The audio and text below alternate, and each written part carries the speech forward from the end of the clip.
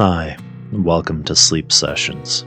My name is Chase. Every Friday, I record new sleep and relaxation stories.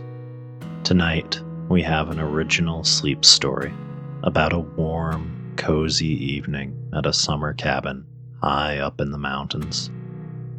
This is called Twilight at the Summer Cabin. Now get comfortable, relax, and enjoy. You are high in the mountains, surrounded by the gentle glow of late summer. The sun is heavy this time of year, and the days are beginning to shorten, but not much.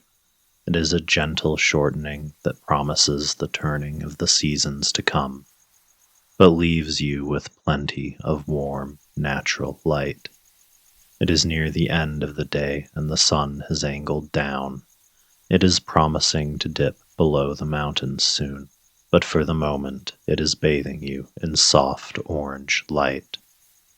You are on the deck of the cabin where you are spending this evening.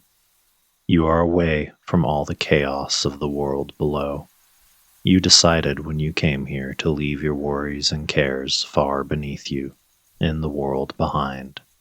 Here, there is only fresh air and the sounds of nature. You hear those sounds now as you sit on the deck. You are reclining in a folding chair, fully extended, stretching your legs. You breathe deeply and feel the tension in your body ease with every exhalation. As you are breathing, you hear the aspen trees around you breathing as well. The aspens cover this mountain. They are tall, bone white with black pockmarks along their trunks, and their distinctive leaves glitter in the late day sunlight. With every breath of wind, the leaves quake and rustle, fluttering against each other in their densely packed formations. It sounds like the trees are whispering to you, inviting you to relax deeper. You breathe, and the wind breathes, and the aspen trees breathe. They are a marvelous tree, interconnected by deep root systems under the ground. The aspens are joined together as a community, a single thriving thing. Some of them are old and large beyond comprehension. They are proof of the way that life endures even as the world changes, even in the face of uncertainty. You breathe again. The wind breathes and the aspen trees rustle. It is a symphony of breath. You are moving in unison with the world itself and the great forest around you. The whispering tickles your ears and brings you into a sense of relaxation. You continue the exercise of your breathing, taking the air in and exhaling it, feeling the tension in your muscles leave with every breath. Now the sun is starting to go down. The air is still warm, but the day is turning to night and the stars are beginning to peek out. As you sit there under the sky, they slowly emerge. At first, they are sparse. A few twinkles of light catch your eye. The longer you watch, the more they emerge.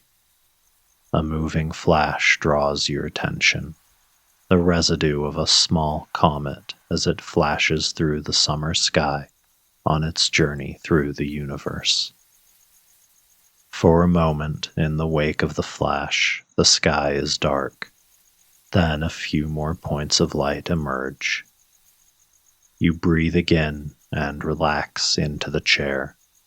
The air is warm, and the sound of crickets has emerged to keep you company in the night. The sky has slowly become a rich blanket of light pinpoints. You have never seen so many stars before. Some are close and some are far. Some are bright, some are dim. They form intricate patterns in a web of the broader universe that stretches far over your head. They are the light of ancient millennia long past. You watch the light flicker and dance in front of your eyes. You are watching history unfold and helping the universe to experience itself. You begin to recognize some of the northern constellations above you. The stars do not only connect you to the universe, but to humanity. You see Draco, a serpentine winding trail of stars that culminates in a triangular head. Draco was identified by the Greeks nearly 2,000 years ago, and people have seen it in the sky since even before that time. To the Greeks, Draco represented the guardian dragon, Ladon, who was immortalized as a constellation after he was defeated by the hero Hercules during his 12 trials. Part of the beauty of the stars is that each culture and people have found both the same meanings and their own interpretations of them. The Arabic astronomers of the ancient world knew that the Greeks saw a dragon, but they saw a hyena attacking baby camels in the stars of Draco. Your mind wanders and your imagination gives you different ideas for what you could see. It could be anything from a snake to a winding string of thread. The crickets are growing louder. As the night settles, they emerge and seek to find each other. They chirp by rubbing their wings together, and the forest is full of them. The chirping pulses in unity with the pulse of the warm evening. Above you, you can see a faint blur in the sky. It is the Orion Nebula, one of the few visible to the naked eye, thousands of light years away. You stretch and stand from your chair. The forest around the cabin is now softly lit by fireflies. They have emerged from their daytime slumber to find one another just as the crickets do. Each one glows like a soft candle as they float in the air, collectively shedding light on the still whispering nests of the aspen trees. You can faintly see the texture of the bark and the dark knots of the trees by the firefly glow. You decide to add your own light to the night. There's a fire pit on the deck. It is dug deep in an insert to protect the forest from the flames. You do not want to make too much light, so that you can protect your view of the evening and protect the gentle majesty of the fireflies as they float around the darkness. Still, you think perhaps a log or two would not offend the wildlife. You carefully place a small amount of kindling, dried twigs that you have gathered and stored from the forest around you, and ignite them with a match. Then you arrange a few logs over the kindling, leaving space for the air to breathe.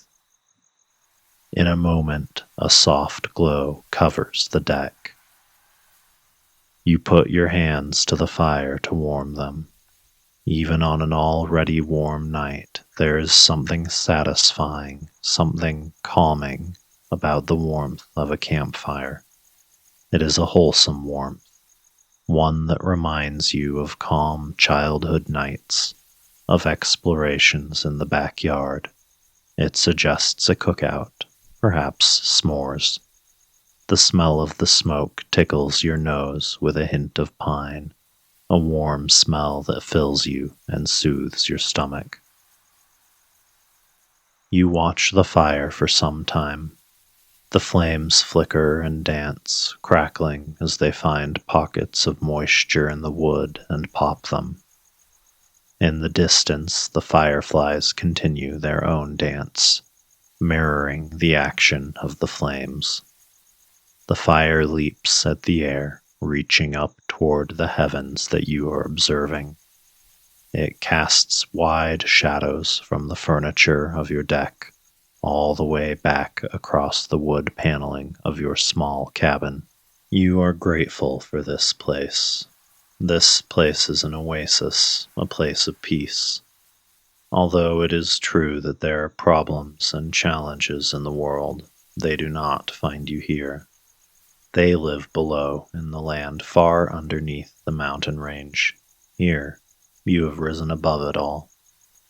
You breathe in the fresh, crisp alpine air of the evening and the pleasurable burn of the wood smoke, and appreciate the fact that you are here with the fireflies and the stars. You decide to sing. You keep an old guitar here for when the urge strikes you. There's something magical about music in the mountains. The aspen trees seem to want to sing with you, whispering back with every note you strike. You tune the guitar by ear, taking some time to let your fingers remember their way around the old fretboard. Before long, you are plucking a simple melody and singing a folk song. It is one your mother taught you in your childhood, an old tune. It fits with the rhythm of the night, as the crickets continue to chirp and add a soft percussion next to the snare strokes of the crackling fire. Together with the mountain world and the network of life that thrives in these hills, you make music. The music is for your own ears, and also for the mountains. You sing one more song, and then set the guitar against the edge of your chair, leaning the neck against the soft cushions to protect it. As your voice falls silent, you listen to the crickets and the fire which continue the song in your absence. The fireflies are grateful for the music, and they continue to bob and weave in the air after you are finished. The sparkling pinpricks of light make you think of sea creatures floating aimlessly in the current, bobbing with the waves. You suppose that it is not so different to be a creature floating on the winds, breathing in time with the world. You sit for some time in the chair now that you are finished playing, and slowly the fire begins to burn itself out. You did not provide it with too much fuel. It is late, and you did not want it to burn over long. But you decide that before bed, you will have a small treat roasted on the embers. The campfire songs you sing, like the fire itself, bring to mind the simple joys of childhood and put you in the mood for a bit of melted chocolate on a marshmallow. You skewer the marshmallow and begin to rotate it over the embers until it slowly turns a crispy gold, and then you let it cook ever so slightly more until it becomes the perfect texture. Next, you break bars of chocolate onto a graham cracker and set them on the side of the fire pit to toast. The embers are growing low, and the light of the fire fades from orange to red as the remaining fuel is consumed. Small pops and crackles release floating embers that bob in the air, dancing like the fireflies with a short-lived light until the night snuffs them out and they land harmlessly in the distance. The aspen trees are still whispering to you as they sway gently back and forth. A breeze has arrived, heralding clouds from the west for tomorrow. You reach down and touch the graham crackers. Your chocolate has melted. You assemble your nighttime snack and bite into the crunchy, soft treat. Sticky treacle-like caramel from the toasted marshmallow and the bittersweet joy of melted chocolate fill your mouth. It is as delicious as the s'mores you remember from your childhood, perhaps more. It is simply marvelous. You pour a cup of water onto the remaining embers and let them fade away with a soft hiss. The last of the light from the fire fades, and in a few moments you can see the stars again. The world's blanket is dense above you. If possible, even more stars have come out while you were singing. As your eyes adjust to the darkness and look past the boughs of pine that stretch in the canopy overhead, you believe you can see the distant cloud of Andromeda. From where you are, it is a minuscule dot, little larger than one of the stars, and yet it is an entire galaxy with millions of its own stars and planets. Here, outside the light of the city and away from the rush of the world, you can see your own place in an existence so vast that it defies comprehension. It is a blessing to be here, to be part of the mystery of the universe.